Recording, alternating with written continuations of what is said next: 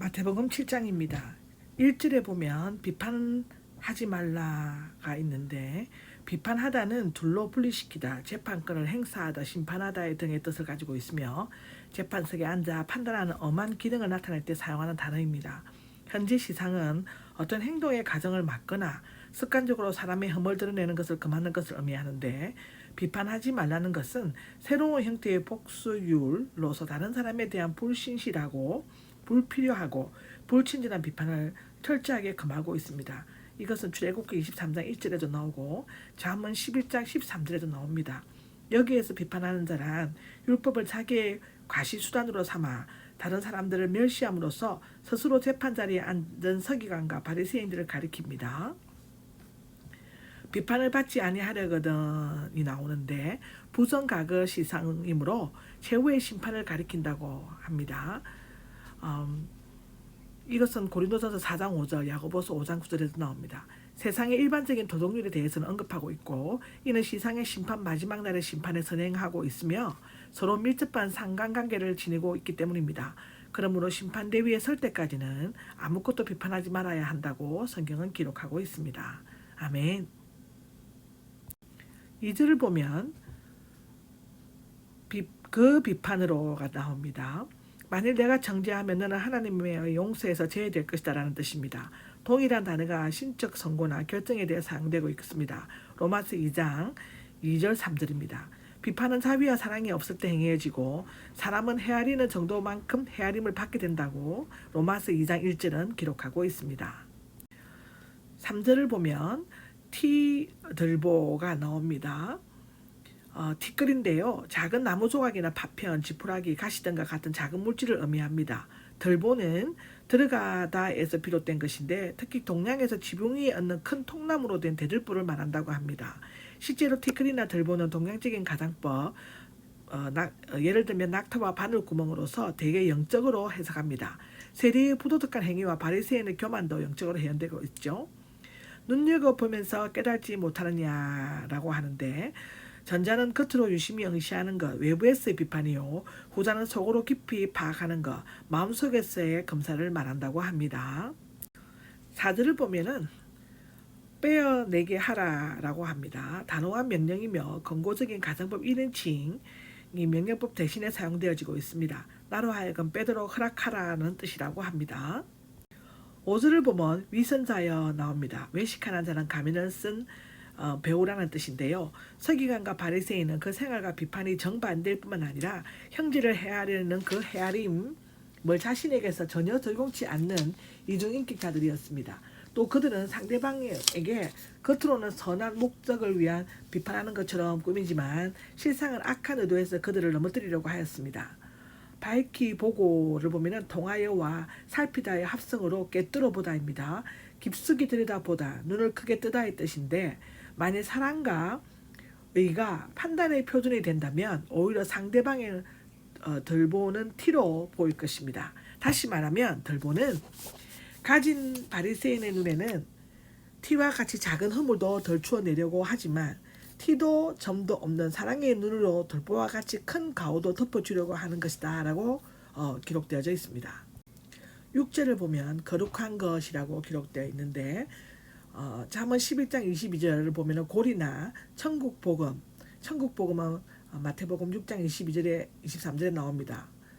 등으로 보는 견해가 있지만 하나님께 속한 것, 특히 하나님께 드리는 희생의 제물을 가리킵니다. 이 거룩한 하나님의 제물은 제사를 드리는 제사장들만이 소유하였고 다른 사람에게 나누어 줄 수도 없었습니다.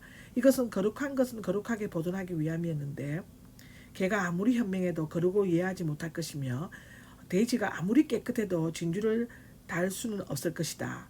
더구나 그것이 거룩한 진리나 천국에 속한 것이라며 그것을 받아들일 능력이 없는 사람에게 주는 것은 실로 어리석은 일이다 라고 기록하고 있습니다.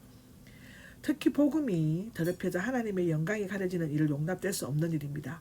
여기에서 개와 돼지는 악하고 추한 동물입니다. 유대인들은 특히 이 두 동물을 가장 불길하게 여기는데, 그래서 멀리하였다고 레위기 11장 7절에는 기록하고 있습니다. 개에 대해서는 예수님께서 한번 이방인 바울의 유대교인들, 요한의 거짓 예언자들을 가리켜 말했는데, 저들은 사명이 없고 사나우며 남을 헐뜯는 일을 종종 한다고 합니다. 이것은 마태복음 15장 26절, 갈라디아서 5장 15절, 빌립보서 3장 2절, 요한계시록 22장 15절에 기록되어져 있습니다. 또 보면 여기 주지 말며 던지지 말라라고 되어 있는데 다음에 부정가격 가정법이 나오고 있으며 주려고 던지려는 생각을 결코 가지지 말라는 뜻입니다. 이 말씀을 이방인에게 복음을 전하지 말 것 또는 세례받지 않는 사람에게 성찬을 주지 말 것 등의 해석이 있으나 결코 복음의 배타성을 의미한 것은 아닐 것입니다. 다만 사람을 잘 판단하여 거룩한 것을 귀중하게 지키라는 뜻입니다. 복음은 모든 자에게 개방되어야 하지만 그 진리의 고기성은 항상 악하고 더러운 자로부터 방어되어야 합니다. 짓밟고 돌아서서 물어뜯을 수도 있다라고 기록되어져 있는데 앞에 것은 돼지, 뒤에 것은 개의 행동을 나타내죠. 복음이 잘못 전해졌을 때는 오히려 그것을 적대하는 방편이 됩니다. 하나님의 말씀인 검은 유용한 것이지만 그것이 적대자, 즉 마귀나 강도나 불신자들의 손에 들여졌을 때는 남을 해치는 무거운 살인 도구가 됩니다. 찢어는 문자적으로 깨지다, 쪼개지다의 뜻을 가지고 있으며 돼지의 어금니에 의해 잘리지 않고 길게 찢어지거나 으스러지는 것을 잘 나타내어 보여주고 있다고 성경은 기록하고 있습니다. 아멘. 7절을 보면 구하라, 찾으라, 문을 두드리라 라고 기록되어져 있습니다. 이 말씀을 기도하는 자가 간절한 심정을 가지고 계속적으로 구해야 할 것을 가르치신 말씀인데요. 이러한 확고한 신앙을 가진 사람에게 하나님의 약속은 응답으로 주실 것입니다. 여기에 쓰인 명사들은 현재 시상이므로 반복적인 것으로 구하고 찾고 문 두드리기를 거듭거듭 계속하라는 뜻이 있고 새 동사를 사용한 것은 강렬함을 나타내고 있습니다. 찾는 것은 구하는 것보다 더 열정적인 것이며 문을 두드리는 것은 더 열정적인 것입니다. 구하면 찾고 찾으면 문을 두드려야 한다고 합니다. 첫째는 하나님께 대한 마음의 소원, 둘째는 그것을 행동으로 옮기는 탐구, 셋째는 그 목적에 도달하여 하나님의 집, 즉 천국 속에 들어가면 얻는 순서대로 배열되어 있습니다. 3번씩이나 반복하는 기도는 예수님의 겟세마네 동산 기도나 사도 바울의 기도 등에서도 볼 수 있습니다. 이것은 마태복음 26장 44절, 사도 바울의 기도는 고린도후서 12장 8절에 기록되어져 있습니다. 또 7절에 보면 주어질 찾게 될 열릴 것이다 라고 이렇게 기록되어 있는데 하나님은 공중의 새와 들의 백합과 같이 우리를 먹이시고 길러주시기 때문에 염려하지 말라고 하셨지만은 이것은 인간 편의 노력을 전혀 부인한 것이 아니라 열심히 구하고 찾아야 함을 장려하는 것입니다. 누가복음 18장 1절에서 8절을 보시면 됩니다. 하나님 편의 예정을 믿는다는 것은 인간 편의 노력을 태만케 하지는 않을 뿐더러 도리어 더 생생하게 해준다고 성경은 기록하고 있습니다. 아멘. 8절에 보면 누구든지 사람은이 나옵니다. 모든 사람에게 이 원리가 적용되는 것을 강조하고 있죠. 받을, 찾을 열릴 것이기 때문이다 라고 하는데 기도의 가정에 대한 응답은 또한 3번 반복된 보상으로서 주어지고 있죠. 이 말씀은 주님의 신실성을 가르치는 동시에 응답의 확실성을 보여줍니다. 9절을 보면 어디에 있겠느냐가 나옵니다. 사람은 때로 예외를 만들 수는 있으나 하나님께서는 오직 절대 이외에 있을 수는 없습니다. 이러한 사실은 악한 자와 그 자식의 신뢰로서 설명되고 있는데 악한 자라도 좋은 것으로 자식에게 주는 것은 인간의 상징이다. 줄 사람이 어디에 있겠느냐라고 의문을 제기한 것은 결코 그렇지 않을 것을 확신한다는 부정적 답변을 기대하기 때문입니다.